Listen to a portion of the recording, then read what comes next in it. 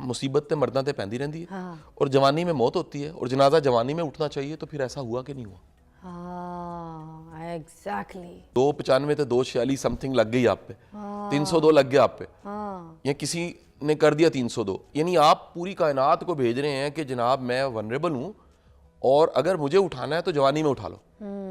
تو جناب قبول ہوگی عرضی آپ کی. خط بھیجا تھا, آواز آیا ڈن, آگے چلو. اب آگے چلو تو پھر جنازہ ہے. ینگ ایج میں سدھو موسے والا ایک سیاستدان ہے, میں نام نہیں لوں گا, تو وہ کہتے تھے وڑ گیا. وڑ گئے کہاں پر ہیں اس وقت؟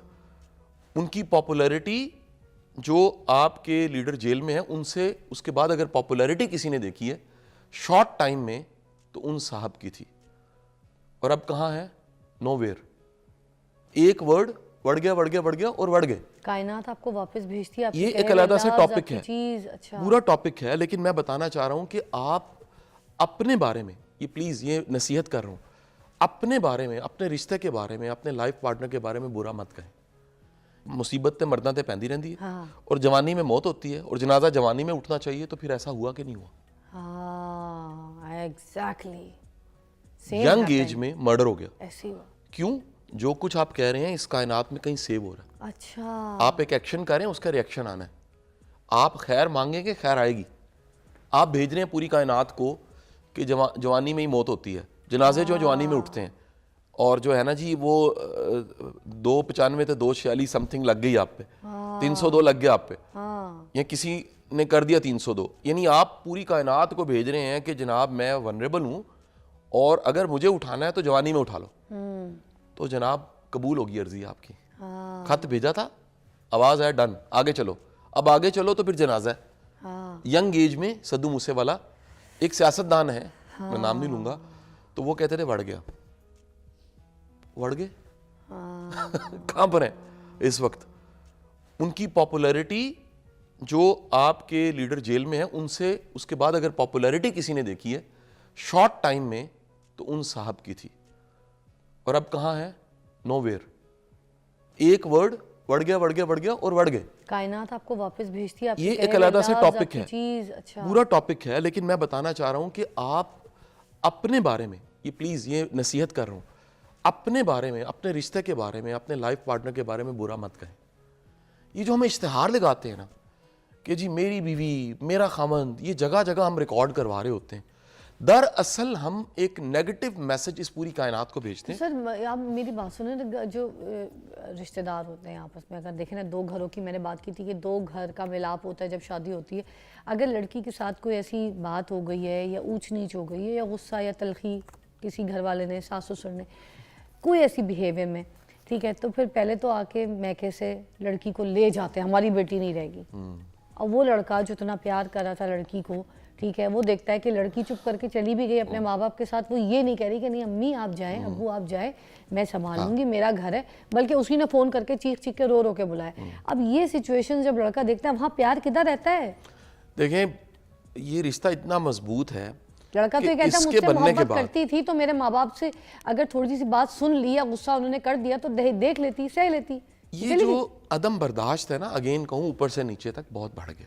اچھا, حالت یہ ہے کہ کورٹس میں ہمیں ججز بتاتے ہیں, ججز پڑھانے کا موقع ملا, وہ کہتے ہیں کہ جب سر ہفتے میں طلاق اور خلا ہو رہا ہے آج کل, حالت یہ ہوئی پڑی ہے.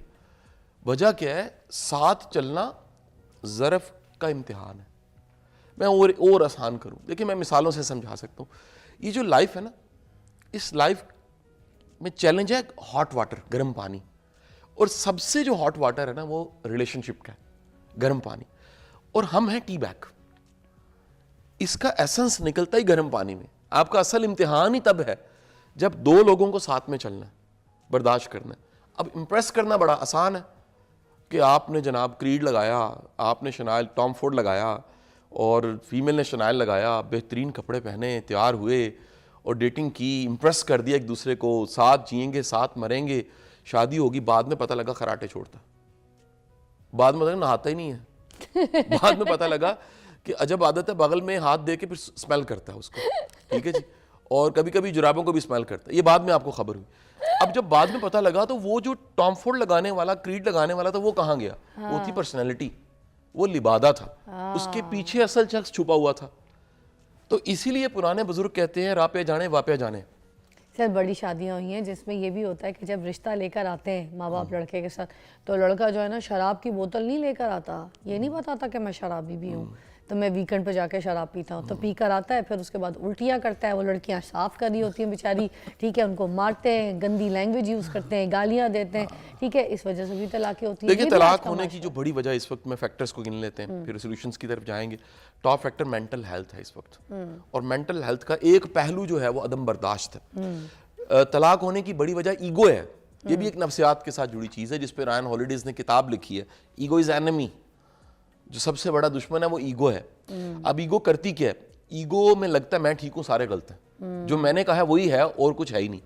ایگو میں لگتا ہے کہ میں اتنا پڑھا لکھا ہوں, میں نے سکسیس حاصل کی, میری پوزیشن ہے, میں پاورفل ہوں, میرا فیم ہے, میں نے اگر نام نہ بنایا ہوتا تو میں کو بیوقوف ہوں, میں نے نام بنا لیا. اس طرح کے خیال آتے ہیں. اس خیال آنے کی وجہ سے سننے والی چیز سنائی نہیں دیتی. آپ کان ہوتے ہوئے بہرے ہو جاتے ہیں, آنکھیں ہوتے ہوئے اندھے ہو جاتے ہیں. یہ ہے ایگو کا کمال. اور اس کمال کی وجہ سے سب سے پہلی چیز جو ڈیمیج ہوتی ہے, یہ میرا آج کا بڑا اہم میسج ہے, ایگو سے سب سے پہلے رشتے ڈیمیج ہوتے ہیں. ایگو والے شخص کے رشتے نہیں بچتے, کیا بات, نہ دوست بچتے ہیں, نہ گھر بچتا ہے, نہ فیملی بچتی ہے. کیا بات ہے جی. Welcome back to watching morning with Faza. ناظرین, ہم بات کر رہے تھے اس سے پہلے, بریک سے پہلے, قاسم علی شاہ صاحب سے طلاق کی وجوہات, کیا کیا وجوہات ہوتی ہیں جن کی وجہ سے طلاق ہو جاتی ہیں. ایک تو مجھے جو ان کی باتوں سے ایک پوائنٹ لگا وہ یہ کہ ایک تو ایگو جو ہے وہ میٹر کرتی ہے. جب میاں بیوی کے بیچ میں ایگو آ جائے, انا ایک ایسی چیز ہے جو مجھے لگتا ہے وہ آپ کے رشتے کے بیچ میں درار نہیں بلکہ آپ کے رشتے کو بالکل چورم چور کر دیتی ہے. اور طلاق ہمیشہ سے کسی ایک کی غلطی نہیں ہوتی. طلاق میں عورت کی بھی غلطی ہوتی ہے, مرد کی بھی غلطی ہوتی ہے, مگر ہوتا کیا ہے کہ جب بات کسی کے سامنے آتی ہے تو پھر بات یہ آتی ہے کہ نہیں وہ سالہ وہ غلط تھا, اس کمینے نے میری زندگی خراب کر دی, میں نے اس کے ساتھ اپنی زندگی کے سال خراب کیے, میں نے اپنی زندگی برباد کی, میں نے اپنا وقت ضائع کیا, اس کے ساتھ اپنے بچے پیدا کیے, اس کے گھر رہی, یہ قابل نہیں تھا, اس نے میری زندگی خراب کی, اس نے میری زندگی عذاب کی. اور مرد, اس عورت نے میرا وقت برباد کیا, اس عورت کے پیچھے میں نے پیسہ لٹایا, اس عورت کو میں نے یہ دیا, میں نے اس کو جولری دی, میں نے اس کو دنیا میں سیر کرائی, میں نے اس کے اوپر پیسہ خرچہ کیا, مجھے کچھ دکھائی نہیں دیا. اور یہ عورت یہ مجھے چھوڑ کے چلی گئی, یہ وفادار عورت نہیں تھی. بہت سی بات ہے. بہتان لگانا ایک دوسرے کو, ایک دوسرے کی کیریکٹر ایسیسینیشن پہ کام کرنا, گند بولنا, یہ سب وجوہات بن جاتی ہیں جب آپ الگ ہو جاتے ہیں. ایسے سچویشنز کریٹ ہو جاتی ہیں جب آپ الگ ہو جاتے ہیں, جسے کہتے ہیں گھر ٹوٹنا.